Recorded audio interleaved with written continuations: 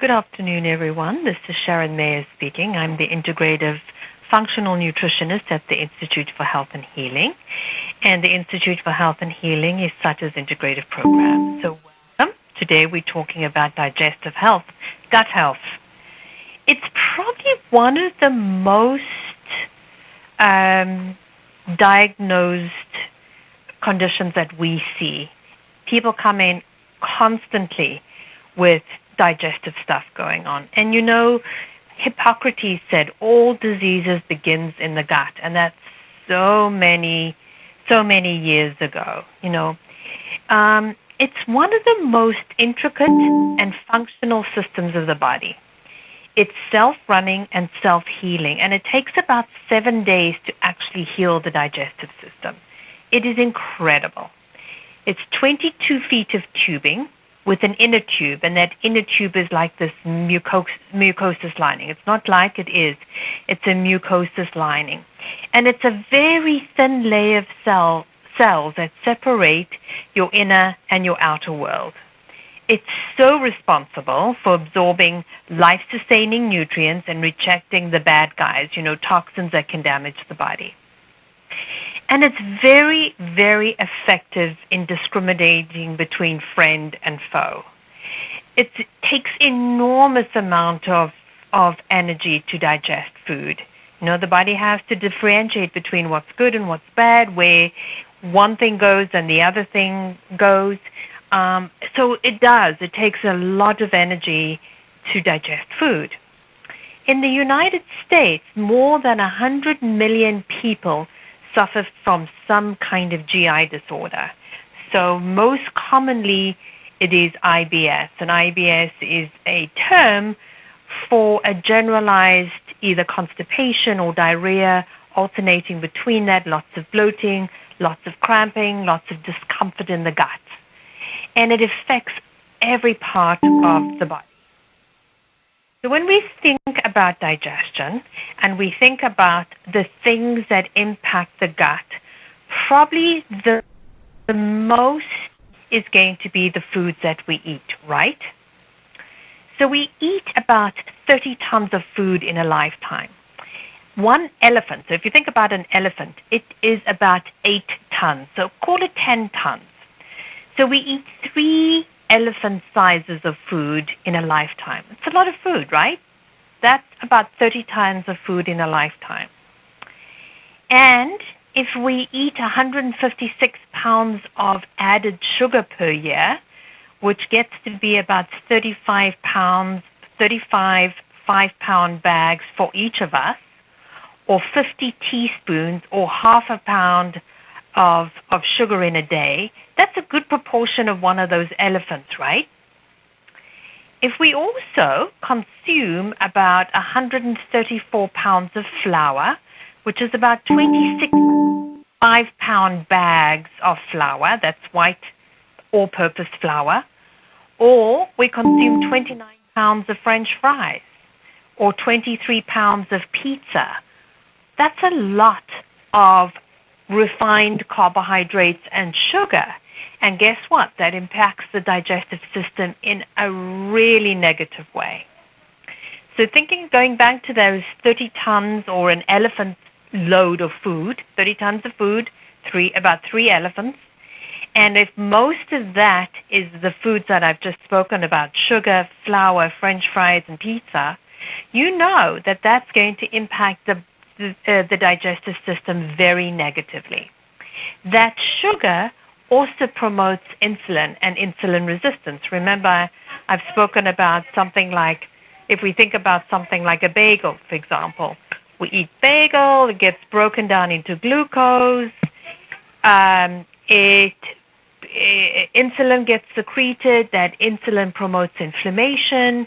Its job really is to chaperone that glucose into cells, but if we're having too much of that, it can promote more inflammation. So if we're eating that amount of sugar and we're eating the refined carbohydrates, it impacts the gut very negatively. Other things that can impact the gut are certainly going to be medications. So antibiotics, of course, but we get antibiotics not only as a medication, and we need them. There are days when we do need to have those. We also get antibiotics from eating non-organic meat, dairy, and eggs. Those have low grade amount of antibiotics in them, and other kind of toxic exposure that really doesn't do our gut any good at all.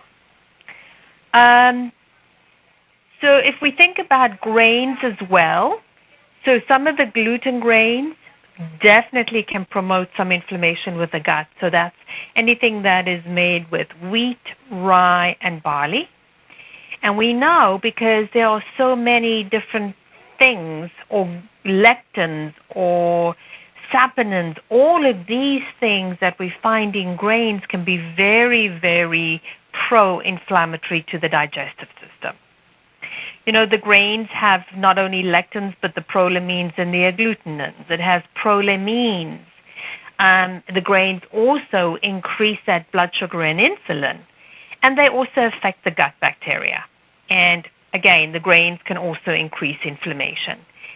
Dairy is another one. Dairy for some people is really problematic. It's not only the lactose, which is the milk sugar reaction, but there's whey and casein that can promote inflammatory impacts on the body. Dairy, the casein, and we have casein 1, A1 casein and A2 casein. A1 is much more pro-inflammatory than A2. We also have things like protein inhibitors in dairy, which puts a stress on our pancreas and promotes gut inflammation. And then, of course, dairy can also impact the gut bacteria. Another thing that impacts the digestive system is going to be stress. So we make 90% of serotonin in the gut. And also in the gut wall, we have 70 to 80% of the immune system. So we know that when there's excessive amounts of cortisol, it is going to change the mix of the gut bacteria, the balance of the gut bacteria. It also upregulates TNFA, which promotes inflammation and then promotes a leaky gut. So 90% of the serotonin, if we get stressed, we use that serotonin in other places, but most times serotonin is the calming down hormone. So if we're eating all of these foods, folks, how does it affect the gut? Well, think about this. We have this long tube, mouth to anus, about 22 feet. And we digest foods in the mouth that goes down the esophagus into the stomach. And if we have enough B6 and zinc, we make hydrochloric acid, which is involved in breaking down protein. All of this food then gets shunted into the small intestines, which is where we do most of the absorption of our nutrients. At the gut wall is 70 to 8% of our immune system. 70 to 80%, that's a lot of immunity there. And there are these very tight junctions. So the food goes through the tight junctions, and the immune system says, yep, I recognize that as food, sends it on its way. Now, if there's some inflammation at that gut wall, which could be caused by the sugar, the refined carbohydrates, remember I was just saying how many pounds of flour we consume, French fries, and things like pizza. Well, and pizza's also got that dairy part, which can be inflammatory too, plus it's got the grains in it. So that can cause inflammation at the gut wall, which means those junctions open up a little bit. And now you've got foods that are passing through there, and the immune system gets to be very reactive to those foods. So there's a little bit of a warfare going on at that gut wall, which opens up those junctions even more. And now you've got things that are passing through the gut wall into the bloodstream that shouldn't be going there. That's what we call a leaky gut. And then on top of that, to add insult to injury, the gut bacteria also produce their own toxins, and now that stuff passes through into the blood, and the immune system becomes very reactive to all of those foods. And that whole thing with the leaky gut gets to be very problematic for many people. So what we want to do is to repair any leaky gut. So leaky gut is defined as increased intestinal permeability. The tight junctions in the small intestines, which control what passes through the lining of the intestines, don't work properly. and that could let substances leak into the bloodstream that normally would not be allowed into the blood. So what we want to do is we want to make sure that we heal the gut. It's such an important part. So the first thing that we do is we want to make sure that the food sensitivities, do we have a food sensitivity? And most times, most folks are going to know whether there is a food that they eat that they have some kind of reaction to. It might be dairy, it might be grains, it might be something like alcohol. It could be that there is kale, for example. Not everyone does very well with kale, especially when it's raw, and people eat lots of that. That can be very, very inflammatory for some folks because it's very difficult to digest those foods. So we want to find the foods that we know that promote inflammation, and we limit them, or we eliminate them for a period of time. So we certainly want to eliminate the sugar. It's got all kinds of issues, right? And I've spoken about that a lot. But sugar for sure. Then take out all the gluten grains and take out the dairy. So probably an easy way to look at this would be to do a paleo-ish diet for, say, a month or so. And then you can bring back some of the other inflammatory foods, which is the grains and the legumes and the dairy, and see how you do. But remember, it takes about 7 days for the gut to heal. So if we're constantly eating those foods, it's not giving it much time for healing. So do paleo for a month. That's going to help with that.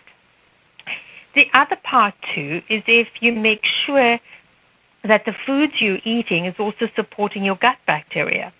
Because if the gut bacteria are imbalanced, they can also promote some inflammation.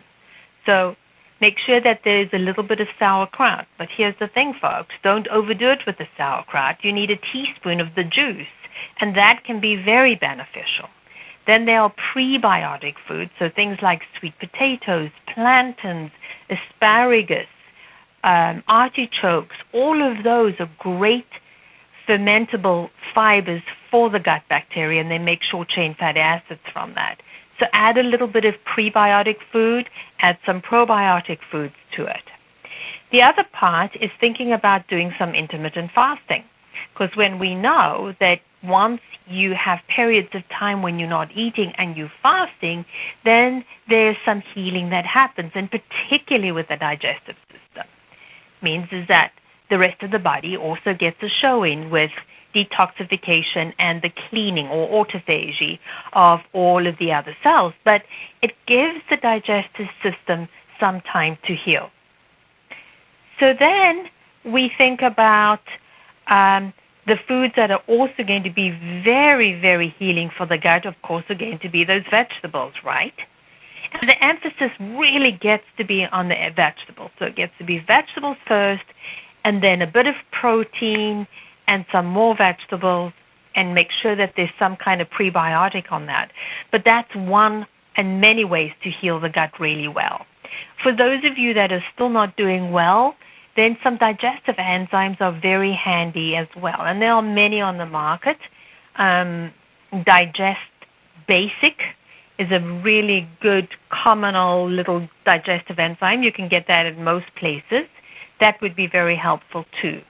Glutamine comes in a powder form, and glutamine or L-glutamine is an amino acid. We find this in a lot of our proteins, but it's very good for healing the gut.